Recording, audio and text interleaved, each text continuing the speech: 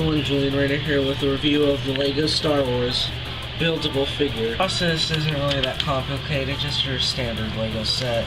Just a bunch of standard cross pegs, ball joints, standard stuff like that.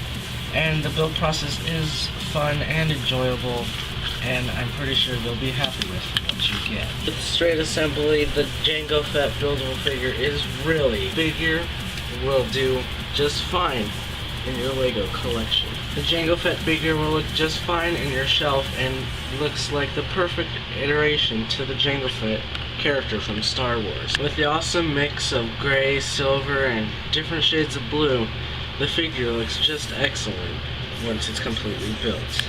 Really, there's nothing bad I can say about the Jengo Fett buildable figure.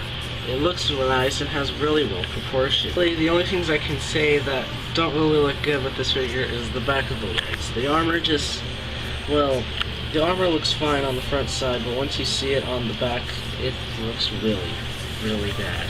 For articulation, the head is on a ball jointed joint, as you can see right here, and it's your standard ball joint.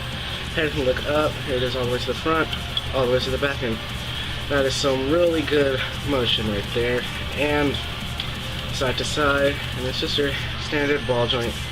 And the arms are really good ball joint as well, except the only complaint I have for the articulation is this shoulder armor right here really gets in the way when it comes to moving the arm all the way up, and no ab crunch, nothing in the waist, it's just a solid waist.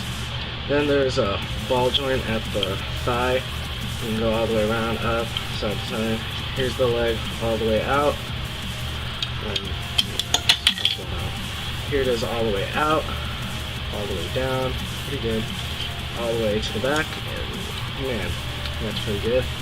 And here it is all the way to the front, and yeah, really good motion. Then a single joint at the knee right here, and it's a pretty good single joint. And for the ankle, ball joint as well. Over here on the other side, forgot to mention it, the arm is on a single jointed ball joint, single, and there it is, all the way to the front, all the way to the back.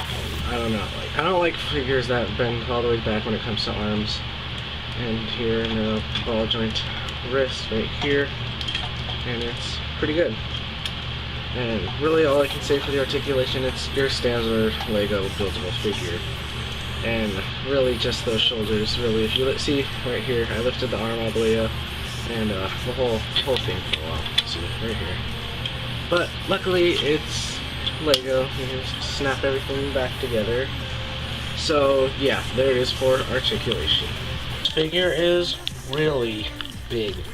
I thought it would have been just a standard 5-inch figure, but this figure stands around 10 inches tall, and yeah, this is really big. Here it is next to the Kid Robot Yellow Devil, and this figure is really big. Like, as you can see my normal white wall, because I have to zoom out so much because this figure is huge. And here it is next to the Amazing Spider-Man 1, I think. Amazing Spider-Man 1 action figure. Then here it is to your standard Lucina Figma. She stands around 5 inches tall. Overall, the Jengo Fett buildable figure by LEGO is not a bad figure. It has pretty well proportioned and nice paint, and no stickers. This is all part of the piece. This is all part of the piece. This is just one solid piece. And that's about it for the figure. It's pretty fine, you know, nothing's bad about it. But never take the jetpack off, because it exposes a lot in the back. And another thing about it, the only really other complaint besides the shoulders and the back of the knees, legs, is you can see a lot. Like, just from the front you can see all these gaps underneath all the armor, especially if you go like that. Well, that's really all that's it.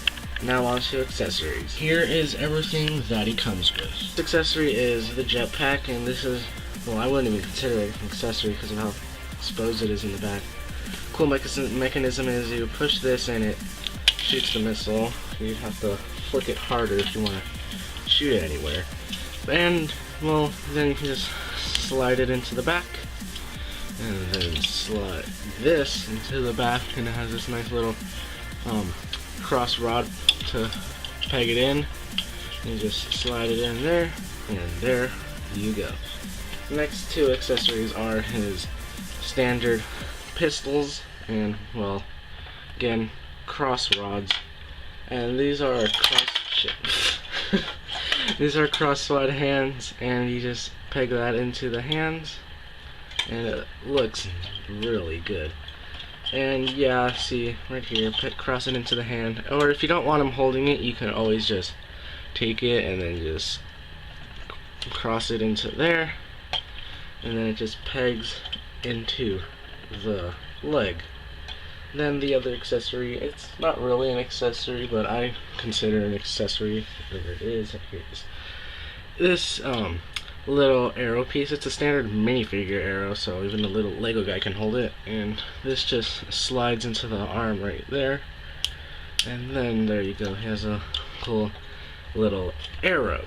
One cool thing to note is this figure is really cool and posable, which means you can get a lot of cool poses out of it, and since it's a Lego figure, it is really fun to play with. Or some cool action poses. Really, those are just minor complaints that I made. The articulation and posability, and the figure is really good, and if you're an adult collector, pick it up at your expense. Or a Lego fanatic, definitely pick up the Lego Star Wars buildable figure, Jengo Fett. This is JRB, and thanks